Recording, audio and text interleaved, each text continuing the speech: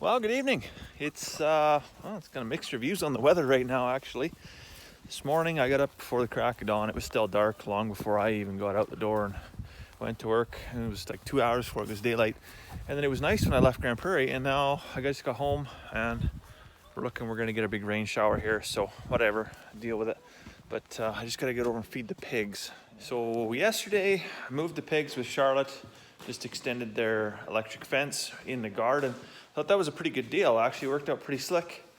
And but I messed up. I messed up bad. I got to eat some crow. I didn't realize, I guess, where I was putting them, and I wasn't paying attention close enough. Carmen and I had talked about moving them, and I just went ahead and did it. We didn't actually have like a final conversation on what needed to get done. And she had said, yeah, you could move them as long as you go around the zucchini, and you can move them right up to the carrots.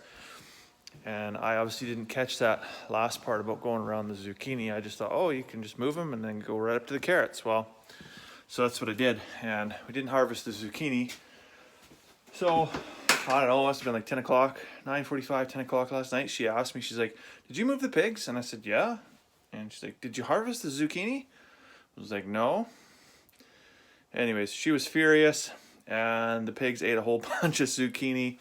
So yeah, 10 o'clock at night, it's pitch black out. I grabbed the flashlight and I headed back out to the garden to go see if I could rescue any of these zucchinis. And I did manage to come back in with one, which was a small yet meager consolation, I guess you could say. So they ate like 4 or 5 of them, I think. Anyways, I come back in the house and she says, you know, it's a good thing I love you, and it's a good thing you check off all the other boxes. I was like, all the other boxes? I didn't realize there was boxes. Never mind that I realized this was one of the boxes. So gents, if you're watching this, not turning the pigs loose in your wife's garden and letting them eat all the zucchini that she's worked for probably about 110 days on growing, yeah, that's a box you're not going to want to check. Or maybe you do want to check, I don't know. However that works. Hello, piggies. Hey, piggies. I got some supper for you. I gotta resist the urge because this stuff is just like the perfect level to just, you know, swing a leg over. And I'm gonna get hung up on it one day, and I'm probably gonna get something electrocuted that I don't want to get electrocuted. So always just gotta reach down here, take that ground off, and then I can get my leg over. And even that way, if I do dump over and have a wreck, I know I'm not gonna get zapped at the same time.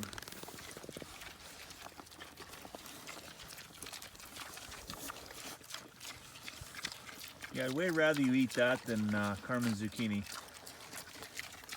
So yeah, so this is what I came out to at 10:30 last night.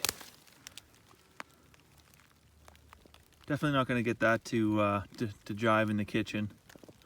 Here's the other one they got a hold of. It's funny, they just took a couple bites and then just tossed it aside, so waste not wanted. I'm going to throw it in their slop dish and I'm going to make them eat it. I'm already in trouble anyways. It's kind of like double jeopardy, I guess. You know, it's pretty sad. I haven't made it over here to flip that horse shelter upside right after it got tipped over by the wind. And now it's raining. I'm sure the horses would really appreciate a lovely horse shelter to hide out of the rain on. But that's like, it flipped over and like one wall got wrecked, the main beam got tore off, and then one of the skids is ripped off. And so there's enough damage to it that I can't just go hook onto it with a tractor and just expect it to flip over. So I gotta have a plan. And then once I got the plan, I gotta prepare and, you know, make sure I got everything I need to get this done, because if it goes awry, it's not gonna be good. Speaking of not good, I was walking by here the other day. I was looking at this apple tree that Carmen planted, and I thought, man, oh man, that's pretty cool. There was an apple on there. That apple's no longer there. So I don't know, that's kind of a sad story. I guess I thought maybe it was gonna have an apple, but I guess not. I guess I'll just go eat some leftover meatloaf. I'm actually not that hard done to. Carmen picked up 3 cases of peaches the other day, and so she got home from work last night. Her and Ginny come over too. And so we canned those 3 cases of peaches. I don't know what it worked. I think it was like 20 some jars or 24 jars or something like that. Maybe a few more, I can't remember. But yeah, we're set for peaches for the winter, so that's pretty exciting. So who needs apples when you got canned peaches, right? All right, so next I just want to talk quickly about economics. I did see a post on one of the chicken pages on Facebook this morning about a producer that was had fallen on rough times, and they were looking to see if anybody had a half a bag of feed or something just to kind of get them through, whether it was to the next payday or whatever that benchmark was. Just, you know, and the reality is, yeah, like life when you're homesteading, you want to have all the chickens or whatever the animal is that you want to have, and there's a lot of upfront costs and infrastructure and animals and feed and all these things, and you got to wonder, like, when does the moment come when I start, you know, I guess, when am I able to make money off my homestead, and what does that look like? What are the triggers? What do I need to do? And honestly, if you're just starting out, I mean, we started here 3 years ago. This was just a bare field. There was no shop, there was no fences, there was no big house. We didn't have the yellow tractor, any of this stuff, right? It was a field, and there was a fence around the outside, and we had to figure it out from there. And yeah, massive overhead costs. And the biggest lesson I learned, I think, when we're doing this whole process was, you know, you can't tax money you don't spend, right? So if you're working on saving money as opposed to, I mean, the whole principle of you gotta spend money to make money. Yeah, I mean, there's some truth to that, but you gotta spend money in a smart way, right? Spend money on things that will have quick, immediate returns.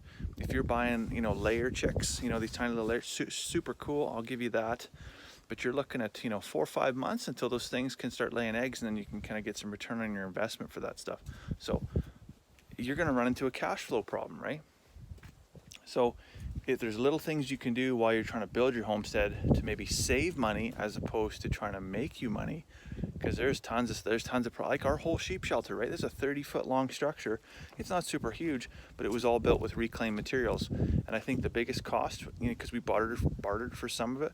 I bartered a guy, like, what was it, 2 cases of beer for all the tin for the roof. That was our biggest expense. Now that may not work in your particular situation. You may not have those opportunities, but just keep your eye out, right? There may be things that come up that you can take advantage of, and just for those small wins, they do add up over time. You know, and the other one is a tractor. I mean, we've got like 140 acres, I think, here, so it's a fairly sizable homestead, and we needed a tractor.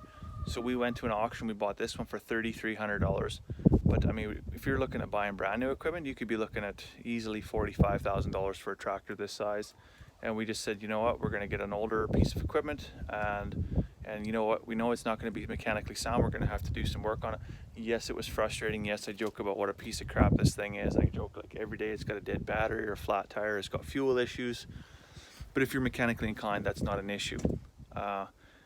You can be as mechanically inclined as you want, but if you're not ready to make a $800 a month tractor payment to the bank, do you really want that? You know, that brand new tractor sitting there for $800 a month? I can buy, well, within 6 months I could probably rebuild that entire tractor. So just think about that. I could pay for that tractor for 6 months and get a whole brand new tractor with all parts and stuff, or I could pay for like 7 years making tractor payments to the bank plus interest. Anyhow, enough about economics. The key to surviving on your homestead, I mean, I've already told you this, don't feed your wife zucchini to your pigs.